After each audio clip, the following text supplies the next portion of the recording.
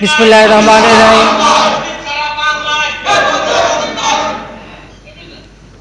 জাতীয় শোক দিবসে ঢাকা মহানগর উত্তর এবং ঢাকা মহানগর দক্ষিণে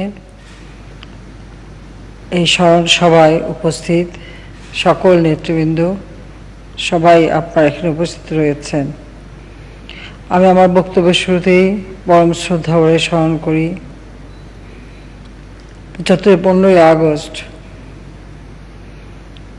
আমাদের জাতির জন্য একটা কলঙ্কময় অধ্যায়, কলঙ্কময় দিন। সেই দিন জাতির পিতা বঙ্গবন্ধু শেখ মুজিবুর রহমান, বাংলাদেশের রাষ্ট্রপতি, তাকে নির্মমভাবে হত্যা করা হলো। তারই হাতে গড়া বাংলাদেশ, সেই বাংলাদেশে স্বাধীনতার সার্বভৌমত্ব রক্ষার যারা দায়িত্ব, তাদেরই কিছু বিভ্রান্ত এবং সামরিক বাহিনীর থেকে অপসারিত কিছু সেনা সদস্য একই সাথে হত্যা করা হলো আমার মা বেগম ফজিলাতুন্নেসা মুজিব, যিনি বাংলাদেশ অর্জনে সবসময় আমার বাবার পাশে থেকেই পর্দার আড়ালে থেকে সংগ্রামে অংশগ্রহণ করেছেন। নিজের জীবনে চাওয়া পাওয়া সব কিছুর ঊর্ধ্বে উঠে দেশ ও জাতির জন্য আত্মনিয়োগ করেছেন। আমার ছোট ভাই, আমার থেকে 2 বছরের ছোট,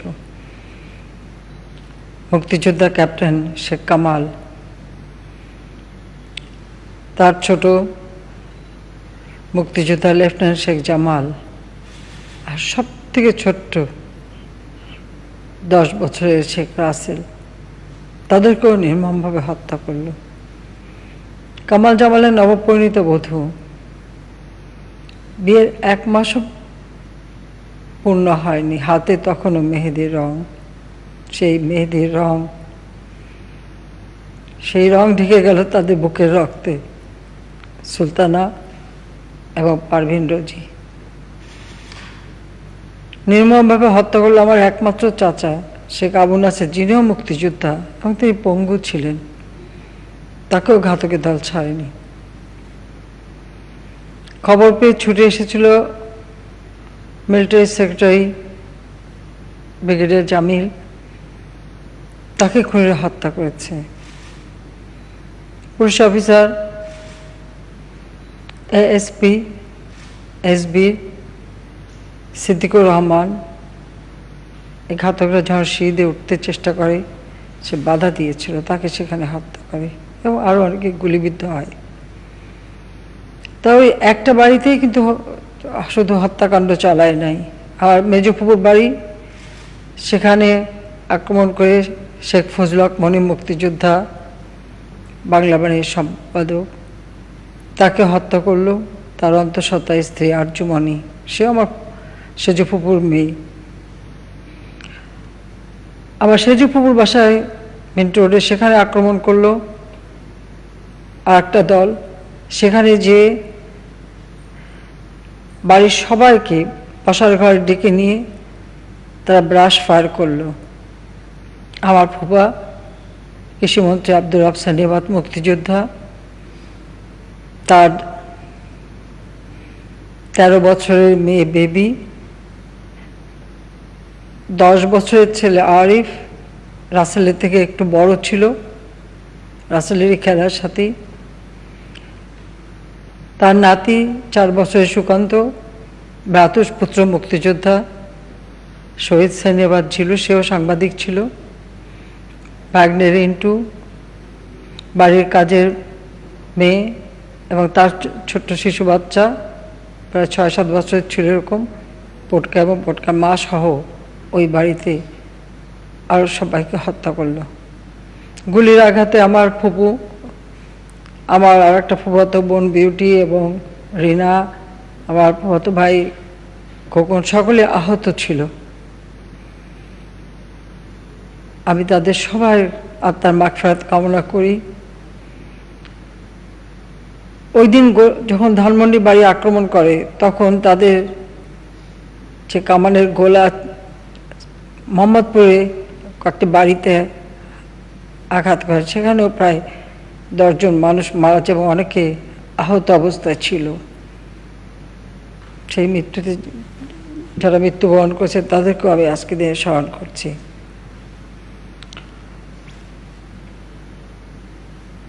মাত্র 3.5 বছর জাতির পিতা বঙ্গবন্ধু শেখ মুজিব হাতে পেয়েছিলেন সময় দেশ গড়ার। এই 3.5 বছরে কিন্তু তাকে সেভাবে সময় দেওয়া হয়নি। যেদিন থেকে তিনি বাংলার মাটিতে পা রাখলেন তারপর থেকেই কিন্তু ষড়যন্ত্রের জাল বিস্তার করতে শুরু করলো। বাংলাদেশের স্বাধীনতাকে ধ্বংস করা, চেতনাকে ধ্বংস করা,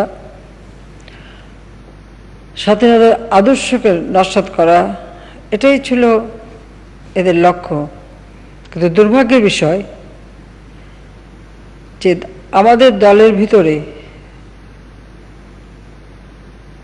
আমার বাবার মন্ত্রিসভার সদস্য খন্দকার মোস্তাক সহ যারা জড়িত ছিল, আর তাদেরই মূল শক্তি ছিল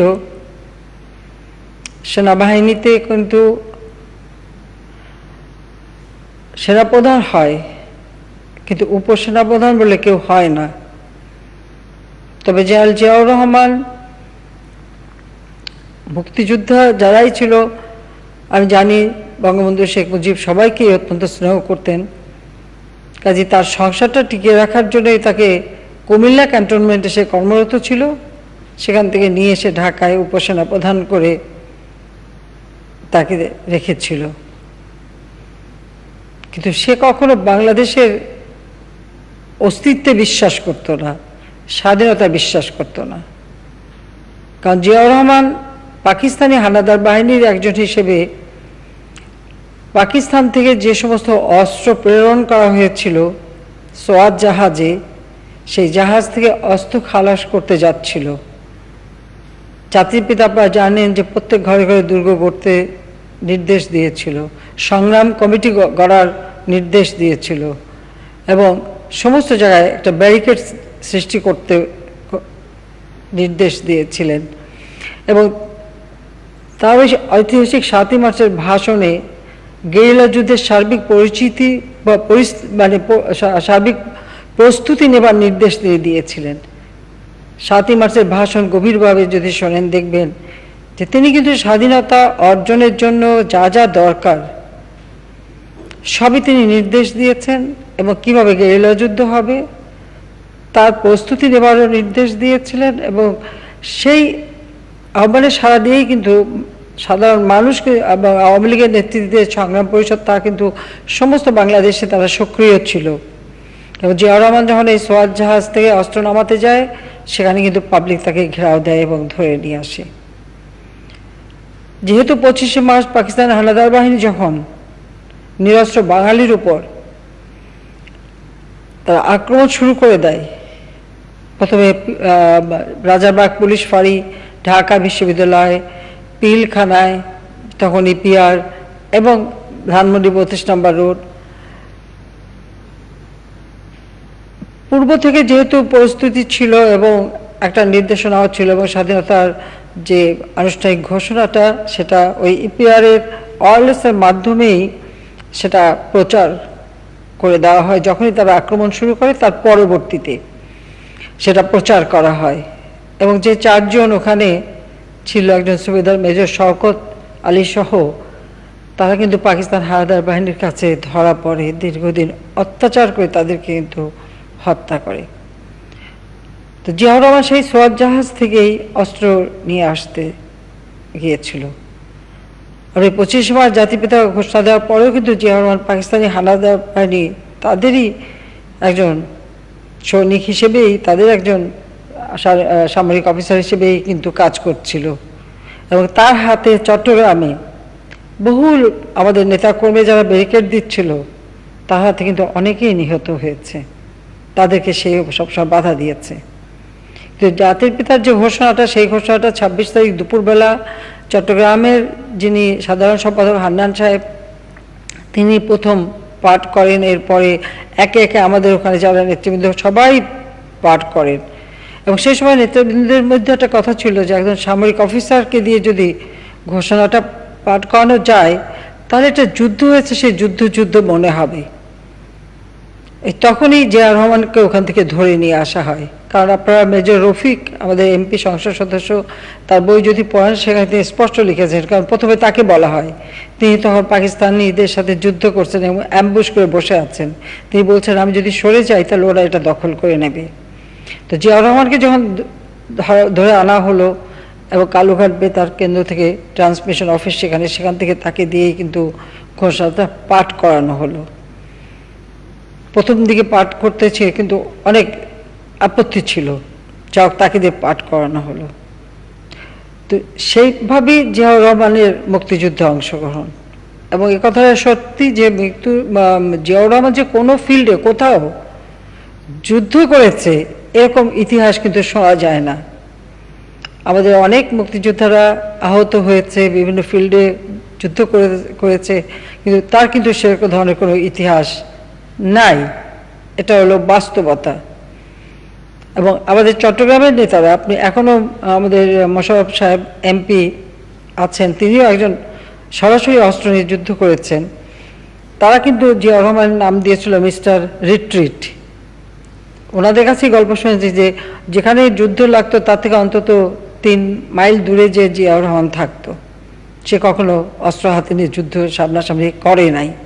হ্যাঁ, সে তার নেতৃত্ব দেওয়া হয়েছিল কিছু দিনের জন্য। তো এইভাবেই কাজে সেই জিয়াউর রহমানকেই পেয়েছিল খন্দকার মোস্তাক তার দোসর হিসেবে। সেই ছিল তার শক্তি, মূল শক্তির উৎস। কারণ ক্ষমতা যদি এভাবে দখল করতে হয় আর হত্যাকাণ্ড যদি চালাতে হয় তাহলে সামরিক বাহিনীর নিশ্চয়ই কিছু সহযোগিতা তার দরকার ছিল। এবং সেই মোস্তাক জিয়া মিলেই কিন্তু এই চক্রান্তটা করেছিল।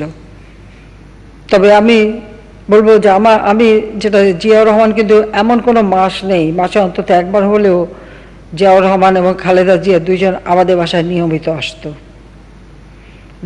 ডালিমের শাশুড়ি, ডালিমের বউ, ডালিমের শালী, এরা কিন্তু সারাক্ষণ আমাদের বাড়িতেই। এমনকি 27 তারিখে জয়ের জন্মদিন আমরা ঘরোয়াভাবে করি জুলাই মাসে, সেদিনও ডালিমের বউ, ডালিম তারা আমাদের বাসায়। আর তারপরে আমরা 30 তারিখে রওনা হয়ে 31 তারিখ আমরা জার্মানিতে পৌঁছাই। মাত্র 15 দিন। এই 15 দিনের মধ্যেই আমরা পেলাম সেই নির্মম সংবাদ।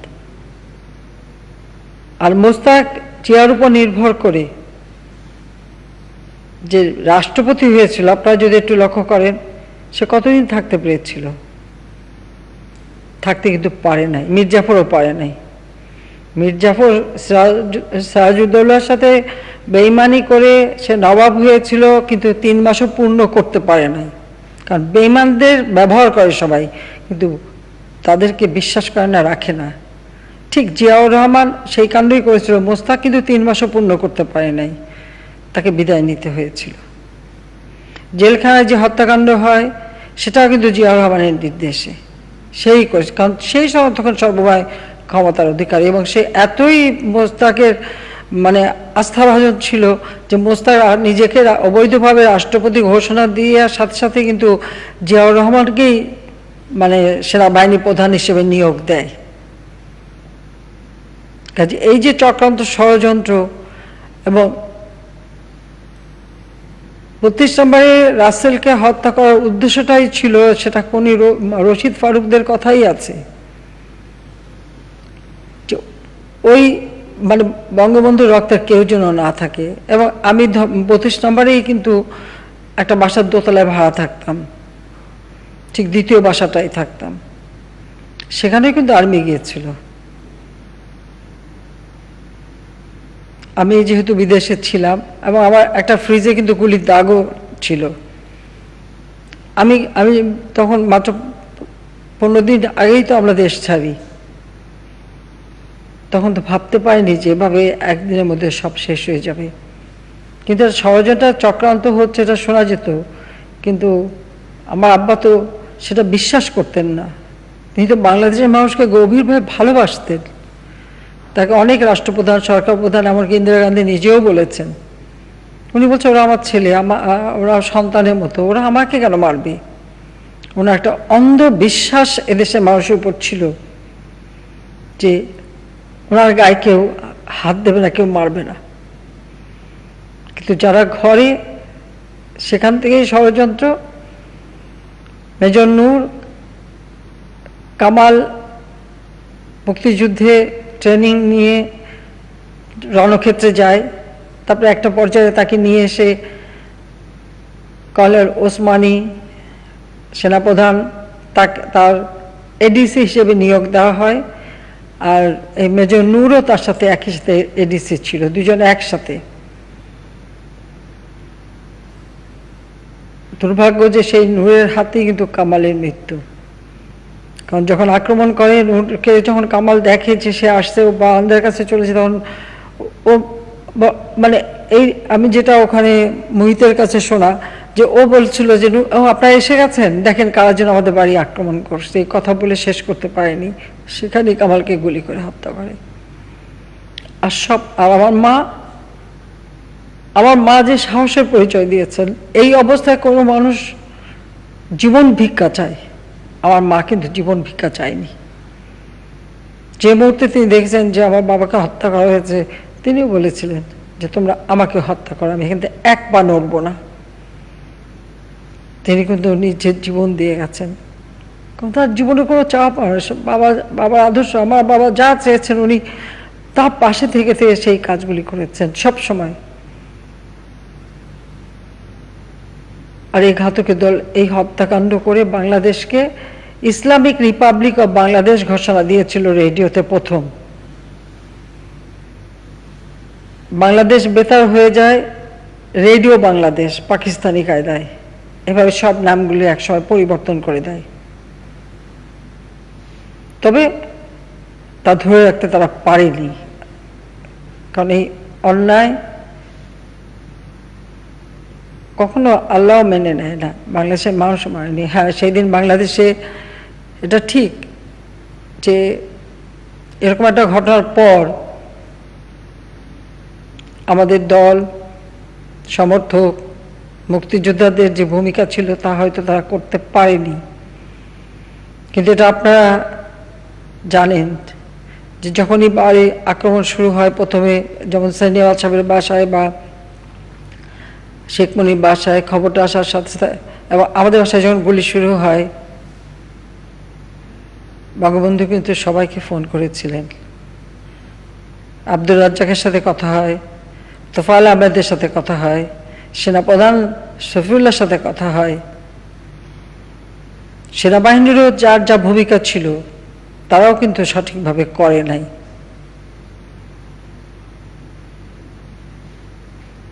এর পিছনের রহস্যটা কি, সেটাই কথা। স্বাধীন বাংলাদেশ বা জাতির পিতা বঙ্গবন্ধুর ডাকে এদেশের মানুষ সারা দিয়ে অস্ত্র তুলে নিয়ে যুদ্ধ করে দেশ স্বাধীন করেছে। একটা বাংলাদেশ মানে তখন হচ্ছে পূর্ব পাকিস্তান নাম দেওয়া হয়েছিল এই ভূখণ্ডের, যার প্রতিবাদ করেছিলেন জাতির পিতা বঙ্গবন্ধু শেখ মুজিব যখন তিনি ন্যাশনাল অ্যাসেম্বলির মেম্বার। করাচিতে তখন পার্লামেন্ট বসতো, তা সেই পার্লামেন্টের ভাষণে শুনবেন যে তিনি তখন এর প্রতিবাদ করে বলছেন যে বঙ্গভূমি, বাংলাদেশ, বাংলা এর তো একটা ঐতিহ্য আছে, তো এই নামটা মুছে গেলে একমাত্র বঙ্গোপসাগর ছাড়া আর কোথাও এই বঙ্গ নামটা থাকবে না, কাজে এটা আপনারা বদলাচ্ছেন কেন? আর সেই জায়গায় তিনি সেই বঙ্গভূমিটাই আর এই বাংলাদেশ হিসেবে, এই বাংলাদেশ নামটাও তার দেয়া।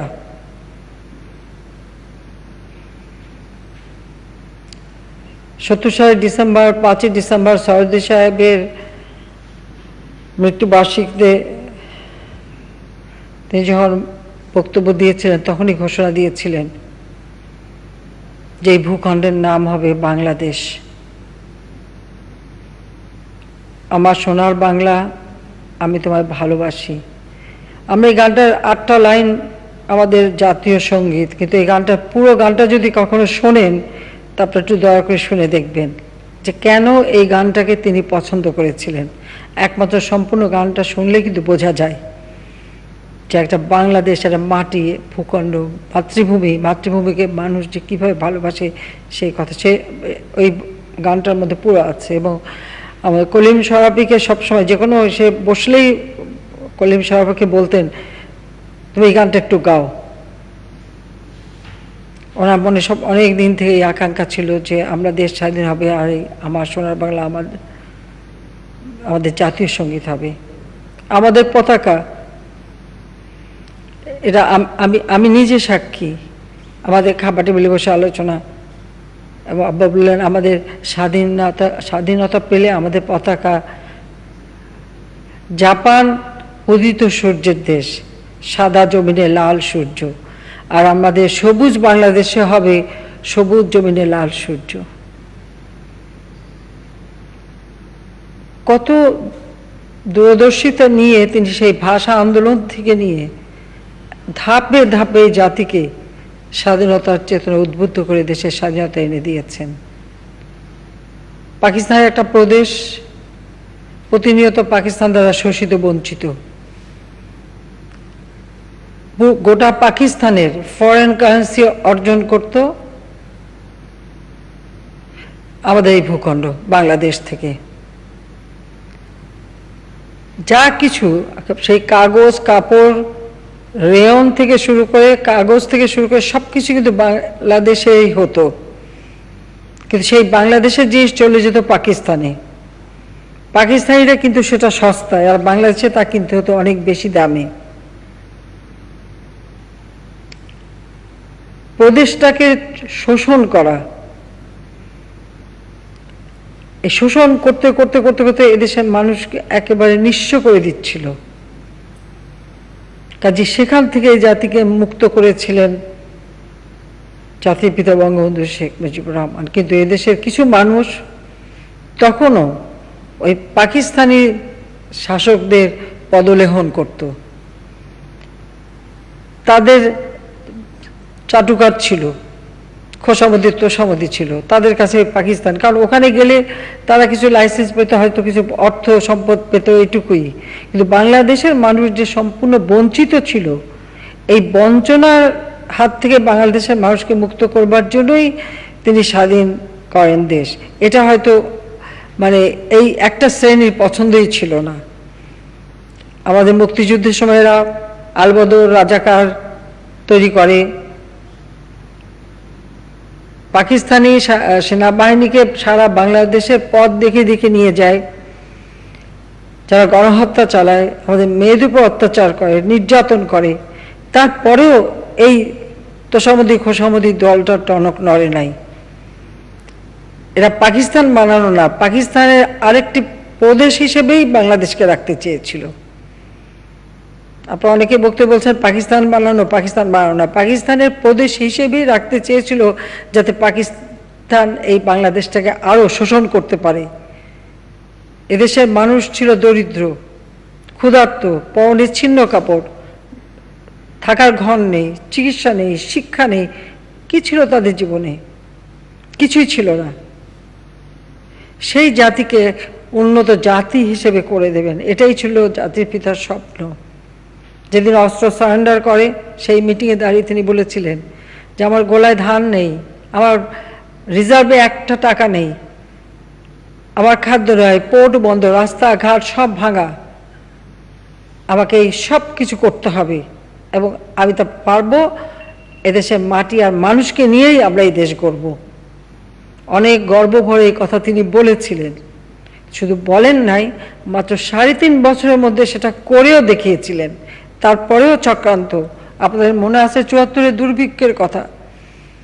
বাংলাদেশে তো দুর্ভিক্ষ প্রতিনিয়ত লেগেই থাকে, কিন্তু সেই উত্তরবঙ্গের সেই দুর্ভিক্ষ ব্যাপক প্রচার পেল। বাসন্তী নামে একটি পাগল মেয়েকে একটা জাল পরিয়ে ছবি তুলে বঙ্গবন্ধুর বিরুদ্ধে কুৎসা রটনা করলো যে তারা কাপড় দিতে পারে না। তখন কাপড়ের দাম 6-7 টাকা আর একটা জালের দাম 150 টাকা। তো ওই মেয়ে জাল পরতে পারে আর কাপড় পরতে পারে না। সেই সাংবাদিক যে সে কুড়িগ্রামের সে চিলমারিতে সে বাসন্তীর চাল পড়ছে, সেটা নিয়ে বিশ্বব্যাপী প্রচার। এই প্রচারটা কেন হয়েছিল? যারা আমাদের স্বাধীনতার বিরোধী ছিল, যে শক্তি, যারা 7 ফ্লিট পাঠাতে চেয়েছিল, যারা পাকিস্তানিদের অস্ত্র দিয়েছিল, কাজে বাংলাদেশের মানে স্বাধীন হওয়াটা তাদের কাছে মনে করতো এটা তাদের জন্য একটা ডিফিট। কাজে সেই প্রতিশোধটাই কিন্তু আমাদের দেশের কিছু কুলাঙ্গারকে নিয়েই কিন্তু এটা সংগঠন, এই ঘটনা ঘটালো, এই সংগঠিত হলো তাদেরকে নিয়েই।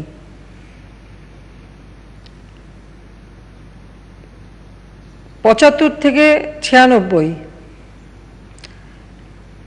21টা বছর বাংলাদেশের কোনো উন্নয়ন তো হয়নি। ওই যতটুকু জাতিপিতা করে রেখেছিলেন তার থেকেও বাংলাদেশ পিছিয়ে যায়। আমিও যখন বাংলাদেশে আসি, বাংলাদেশে কি দেখি? সেই ক্ষুধার্ত নরনারী, ছিন্ন কাপড়, বিদেশ থেকে পুরনো কাপড় এনে পরানো হচ্ছে দেশের মানুষকে, রোগে ধুকে ধুকে মারা যায়, খাবার নাই, ওষুধ নাই, চিকিৎসা নাই, শিক্ষা নাই, কিচ্ছু নেই, কিচ্ছু করা হয়নি। অর্থাৎ বাংলাদেশটাকে একটা ব্যর্থ রাষ্ট্র করা, এবং এই যে স্বাধীনতা অর্জনটাই যে একটা ভুল, সেই ভুলটাকে মানে এই ভুলটাকেই দেখানো মানুষকে। সেই জন্য দেশের কোনো উন্নতি যারা এসছে, যে জিয়াই বলেন, এরশাদি বলেন, খালেদা জিয়া বলেন, এরা কিন্তু করেনি। এবং এখানে জিয়াউর রহমানই সব থেকে বেশি। দেশে দুর্নীতি, সন্ত্রাস, মেধাবী ছাত্রদের হাতে অস্ত্র তুলে দেওয়া এবং দেশটাকে একেবারে শেষ করে দেওয়ার চক্রান্ত কিন্তু একটু আপনারা দেখবেন। এবং আওয়ামী লীগের অগণিত নেতাকর্মীকে গ্রেপ্তার, অত্যাচার, নির্যাতন কিভাবে করেছে তখন। আর সারা এবং কিছু প্রচার পেয়েছে সে, জিয়া নাকি গণতন্ত্র দিয়েছে। যে দেশে প্রতি রাতে কারফিউ থাকে, সেটা আবার গণতন্ত্র হয় কিভাবে? ভোট চুরি থেকে শুরু করে সব কিছুই কিন্তু এই জিয়াউর রহমান শুরু করেছে। এমনকি সংবিধান লঙ্ঘন করা, সেটাও জিয়াউর রহমান করেছে। যাক, আমাদের সৌভাগ্য যে হাইকোর্টের একটা রায়, যে জিয়ার ক্ষমতা দখল, এরশাদের ক্ষমতা দখল, মার্শাল্লাহ দিয়ে যে ক্ষমতা দখল, সেগুলিকে অবৈধ ঘোষণা করা হয়েছে। আজকে জিয়াউর রহমানের চন্দ্র উদ্যানে জিয়ার কবরে যে মারামারি করলো বিএনপি জানে না যে সেখানে জিয়ার কবর নাই, জিয়া নাই ওখানে, জিয়ার লাশ নাই। তারা তো ভালোই জানে, তাহলে আপনার নাটক করে কেন? খালেদা জিয়াও ভালোভাবে জানে। খালেদা জিয়া বা তারেক জিয়া কি বলতে পারবে যে তার বাবার লাশ দেখেছে? গুলি খাওয়া লাশ তো দেখাই যায়। তারা কি দেখেছে কখনো? বা কোনো একটা ছবি দেখেছে কেউ? দেখেনি, কারণ ওখানে কোনো লাশ ছিল না। ওখানে একটা বাক্স আনা হয়েছিল, আর সেখানে ওই বাক্সের ফাঁক থেকে যারা দেখেছে একটু, সেই এরশাদের মুখ থেকেই শোনা কমব্যাট ড্রেস পরা ছিল। তার জিয়াউর রহমান তখন প্রেসিডেন্ট, তখন তো সে কমব্যাট ড্রেস পরে না। এটা কি বিএনপির লোকরা জানে না? তা সে যে তাদের বানামারি ধস্তাধস্তি করার চরিত্র তো এখনো যায়নি। কিন্তু আমাদের স্বাধীনতা বিরোধী চক্র দেশীয় আন্তর্জাতিকভাবে তাদের একটা সমর্থন তাদের সবসময় ছিল। এটাই দুর্ভাগ্যের, এটাই দুর্ভাগ্যের। জাতির পিতার যে উদারতা, সেই উদারতার সুযোগটা তারা নিয়েছে। আমরা ক্ষমতা আসার পরেই এই দেশের মানুষের কিন্তু ভাগ্য পরিবর্তন হতে শুরু করেছে। 96 সালে আসার পর থেকেই আমাদের দারিদ্র বিমোচন, মানুষের মাথাপিছু আয় বৃদ্ধি, শিক্ষার ব্যবস্থা, চিকিৎসার ব্যবস্থা, কিন্তু যাই আমরা করেছি সেগুলো তো আবার 2001-এ খালেদা জিয়া এসে একে একে বন্ধ করে দিয়েছে। কমিউনিটি ক্লিনিক বন্ধ করেছে, সে আমার একটি খাওয়া প্রকল্প সেটাকে স্থবির করে দিয়েছে, সাক্ষরতার হার বাড়ানোর জন্য আমাদের যে প্রকল্প সেটা বন্ধ করে দিয়েছে। অর্থাৎ মানুষের কল্যাণের কাজগুলি একে একে বন্ধ করে মানুষকে শোষণ করে শুধু টাকাই বানিয়েছে, পয়সাই বানিয়েছে। নিজেদের বিলাসিতা জীবনযাপনই তারা করেছে, কিন্তু এদেশের মানুষের ভাগ্য পরিবর্তন হয়নি। সন্ত্রাস, জঙ্গিবাদ সৃষ্টি করেছে, বাংলা ভাই নিয়ে এসেছে, তারপরে 21শে আগস্ট গ্রেনেড হামলা। আমি যেই দিন থেকে পা দিচ্ছি সেদিন থেকেও বারবার তো এই হামলার শিকার হচ্ছি। জানি না আল্লাহ বাঁচিয়ে রেখেছে আমাকে, এটা ঠিক। আমি বলবো যে আমাদের আমার নেতা কর্মীদের সব সময় আমাকে, আমি যেখানে যেতাম আমাকে তারাই প্রোটেকশন দিয়েছে, আর উপরে আল্লাহ রাব্বুল আলামিন, যার জন্য বারবার আমি বেঁচে গেছি। হয়তো এই দেশের মানুষের জন্য কাজ করতে হবে, সেজন্যই আল্লাহ আমাকে বাঁচিয়ে রেখেছে বা সেই দায়িত্বটাই দিয়েছেন। নইলে 21শে আগস্ট গ্রেনেড হামলা তো বাঁচারই কথা না। ৭৬ কেজি বোম পোতা হয়েছে একটা, আর একটা 84 কেজি। সেই বোমের হাত থেকেও তো আমি বেঁচেছি কোটালীপাড়ায়। এবং খালেদা জিয়ার বক্তৃতা ছিল, আওয়ামী লীগ 100 বছর ক্ষমতা আসতে পারে না, শেখ হাসিনা প্রধানমন্ত্রী তো দূরের কথা বিরোধী দলের নেতাও হতে পারবে না। তো খালেদা জিয়াই এখন প্রধানমন্ত্রী না, বিরোধী দলের নেতাও হতে পারে নাই, কিন্তু আল্লাহ কিন্তু আমাকে সেই সুযোগটা দিয়েছে দেশের মানুষের জন্য কাজ করতে। তা আজকে 12 বছরে আমরা যে উন্নতিটা করতে পেরেছি, 21 বছরে যারা ক্ষমতায় তারা পারে নাই কেন, সেই প্রশ্নটা তাদের জিজ্ঞেস করা দরকার। যে যারা একেবারে বিএনপি করে বা জামাত করে বা যে আদর্শ নিয়ে থাকে বা এর সাথে পার্টি, তাদেরকে এই প্রশ্নটা করা দরকার যে আপনারা এত বছর ক্ষমতায় থাকলেন, ক্ষমতা ক্যান্টনমেন্টের মধ্যে নিয়ে আটকে রাখলেন, তো কই দেশের উন্নতি হয়নি কেন? কার উন্নতি করেছে? তারা সেনাবাহিনীর করেনি, বিমান বাহিনী করেনি, নৌবাহিনীর করেনি, পুলিশ বাহিনীর করেনি, বিজিবির করে নাই, সাধারণ মানুষের উন্নতি করে নাই, স্কুল কলেজ মাদ্রাসার কোনো কিছুর উন্নতি হয়নি, রাস্তাঘাটের উন্নতি হয়নি, দেশে খাদ্য উৎপাদন হয়নি, দেশের মানুষ চিকিৎসা পায়নি, কোনো কিছু পেল না। কেন পেল না? মাত্র জাতির পিতা এই দেশকে স্বল্পোন্নত দেশ মর্যাদা দিয়ে গিয়েছিলেন। এত তাড়াতাড়ি একটা যুদ্ধ বিধ্বস্ত দেশকে গড়ে তোলা মনে হয় সেটাই তাদের সহ্য হয়নি। তারা জানতো যে এর পরবর্তী যে প্রোগ্রামটা তিনি নিয়েছিলেন, তার ফলে মাত্র 5 বছরের মধ্যেই বাংলাদেশের চেহারা পাল্টে যেত। স্বাধীনতার 50 বছর আমরা এখন উদযাপন করছি, জাতির পিতার 101 জন্মদিন আমরা পালন করছি। স্বাধীনতার 50 বছরে আওয়ামী লীগ আসার পরে যতটুকু উন্নতি হয়েছে, আর জাতির পিতা বঙ্গবন্ধু শেখ মুজিব যদি থাকতেন তো 40 বছর আগেই বাংলাদেশ উন্নত দেশ হিসেবে বিশ্বে মর্যাদা পেত। তো বাংলাদেশের জনগণকে কিন্তু সেখান থেকে বঞ্চিত করা হয়েছে। তো জানি না, আল্লাহ বোধহয় বাঁচিয়েও রেখেছিলেন। তা আমার তো বাবা মা ভাই বোন সব হারিয়ে যেদিন বাংলা মাটিতে পাড়া দিলাম, আমাকেও তো আসতে অনেক বাধা দিয়েছে। তারপরে জোর করে যখন আসলাম, হ্যাঁ আমি সেই চেনা মুখগুলি পাইনি। বর্ণিতে সরাসরি খবর পেলাম, তবে পেয়েছি লাখো মানুষ আর আওয়ামী লীগের নেতাকর্মী, তাদের ভালোবাসা, তাদের আস্থা বিশ্বাস। এই জন্য আমি আমার পরিবার, বাংলাদেশটাই আমার পরিবার। আমি সেইভাবেই বাংলাদেশের মানুষকে দেখি। আর যেটুকু কাজ করতে পারবো মনে হয় আমার আব্বা মা হয়তো তারা দেখবেন, নিশ্চয়ই দেখবেন, দেখেন, হয়তো তার আত্মাটা শান্তি পাবে। আমি সেই চিন্তা করেই সব কাজ করি। এই জন্য আমার কোনো মৃত্যু ভয়ও নেই, কোনো আকাঙ্ক্ষাও নেই, কোনো চাওয়া পাওয়ার কিছু নেই। এবং আমার প্রতি আমি কিছু করবো না, করতেও চাই না। আমি শুধু এইটুকুই চাই, যারা ষড়যন্ত্রকারী চক্রান্তকারী যে উদ্দেশ্য নিয়ে তারা 15 আগস্ট জাতির পিতাকে হত্যা করেছে, তাদের উদ্দেশ্য তো ছিল বাংলাদেশ ফেল রাষ্ট্র হোক, বাংলাদেশের স্বাধীনতা অর্জনটা ব্যর্থ হোক, স্বাধীনতার আদর্শগুলি ধ্বংস হয়ে যাক। সেটাই করতে দেব না। যে নাম তারা মুছে ফেলেছিল 21 বছর, আজকে আল্লাহর রহমতে সেটা আন্তর্জাতিকভাবে স্বীকৃত। এখন আর কেউ তা মুছতে পারবে না, কেউ পারবে না মুছতে। জাতির পিতা বঙ্গবন্ধু শেখ মুজিবের নাম এখন আর মুছতে পারবে না। যে ইতিহাস তারা বিকৃত করেছিল, আজকে সেই ইতিহাস মানুষের কাছে উদ্ভাসিত। একটা জাতির পিতার নিজের লেখা বই, অসমাপ্ত আত্মজীবনী, কারাগারের রোজনামচা, আমার দেখা নয়াচিন এবং এসবি রিপোর্ট, যেটা আমি বের করছি, ইতিমধ্যেই 7 খণ্ড বেরিয়ে গেছে, 8 খণ্ড বেরোবে, এটা 14 খণ্ড বের হবে। যেটা ছিল তার বিরুদ্ধে লেখা, তার বিরুদ্ধে দেওয়া পাকিস্তানি গোয়েন্দা রিপোর্ট, আমি সেটাকেই প্রথম প্রকাশ করলাম, যা পৃথিবীর ইতিহাসে কেউ করেনি। আমি করেছি, কারণ সেখান থেকেই সত্যিকার ইতিহাসটা বের হয়ে আসছে। কারণ উনি কোথায় যাচ্ছেন, কি করছেন, বঙ্গবন্ধুর প্রত্যেকটা কথা, চাল সব কিছু ওর মধ্যে দেওয়া আছে। এবং বঙ্গবন্ধু শেখ মুজিবের বিরুদ্ধে, শেখ মুজিবের বিরুদ্ধে কি কি অপপ্রচার তারা করবে তাও বলা আছে, এবং ওনার বিরুদ্ধে যে মিথ্যা যে সমস্ত অভিযোগ দেওয়া সেগুলি আছে, কিন্তু আমি সবগুলি আজকে জনসম্মুখে নিয়ে এসেছি এই জন্য যে দেশের মানুষ প্রজন্মের পর প্রজন্ম যেন সঠিক ইতিহাসটা ওখান থেকেই বেরোয় আসবে, ওখান থেকেই আসলে বেরিয়ে আসছে। তবু বলবো যে আজকে বাংলাদেশ, আজ আমাদের দারিদ্র্যের হার আমরা কমিয়ে 20 ভাগে আনতে সক্ষম হয়েছি। আমাদের মাথাপিছু আয় আজকে $2227 দাঁড়িয়েছে।